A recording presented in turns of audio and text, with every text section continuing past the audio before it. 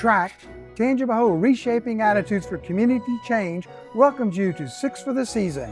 This season, we're raising our glasses to drinks that are fun, festive, flavorful, and non-alcoholic.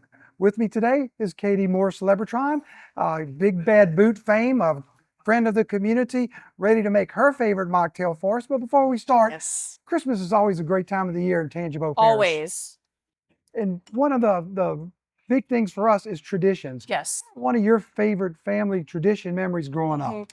One of my favorite traditions that my family does on Christmas Eve specifically is we make crock pot hot chocolate Okay. and all pile into the car and go drive around looking at Christmas lights. Okay. And now that I'm older, I think it was my parents' way when we were younger of getting us to get sleepy and go to sleep because we were so excited to, wake up and see Santa and do all of that.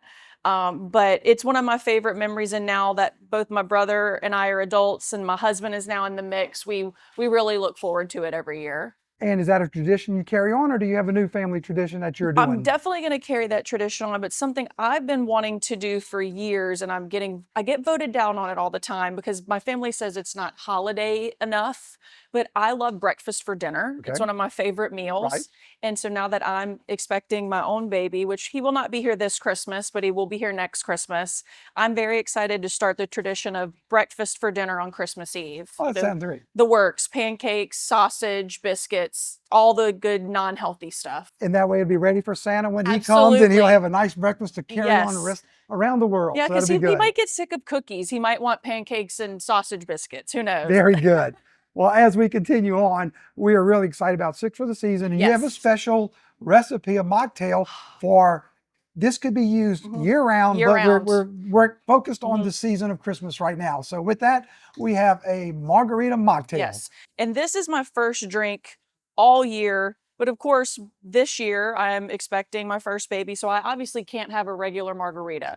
And so this is how I kind of get that fix, and you get the same taste and the same vibes that you would get from a regular margarita. So the first step is you get a lime and get it all over the rim. To me, this is the most important step, is the salt. Oh, of course. I don't think a margarita counts unless it has salt on it. To me, it's a drink and a snack. I like having the salt on it on the rim as well. So once we get all that salt stuck to there, the next part is you always want to make sure you have a lime, a little bit in the glass, and then of course a little bit in the shaker, which I already have ice in. Hopefully I got some in there. Okay. And then what we have is a little bit of orange juice, agave syrup, which is going to give it that little bit of sweetness to kind of cut the tang. And then I'm not a bartender, so I'm going to try my best. I hope my brother doesn't see this because he is a bartender. So give it a little shake.